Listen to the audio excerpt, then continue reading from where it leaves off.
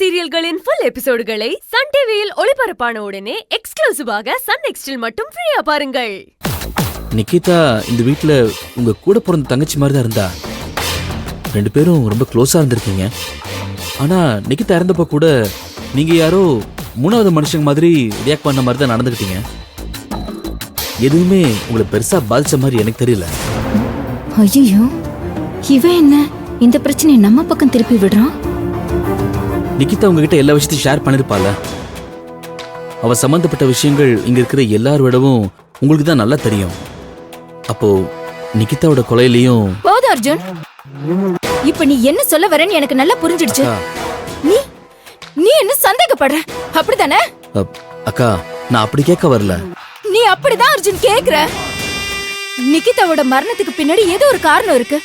அந்த காரணம் எனக்கு தெரிஞ்சிருக்கு. அந்த காரணத்தை நான் உன்கிட்ட சொல்லாம மறைக்கிறேன். அதானே நீ நினைக்கிற? இல்லக்கா, இல்ல, நிகிதா இறந்ததுக்கே நான் தான் காரணம், அவளை நான் தான் ஆள் வச்சு கொலை பண்ணிட்டேன்னு சொல்ல வரியா? அக்கா, நான் அப்படி மீன் பண்ணலக்கா. இல்ல அர்ஜுன், அதான் நல்ல தெளிவா நீ என்ன சந்தேகப்பட்டு கேக்குறேன்னு நல்லாவே தெரியுதே. உன்னை சொல்லி தப்பில்ல, உன்னை பத்தி எனக்கு நல்லா தெரியும் அர்ஜுன்.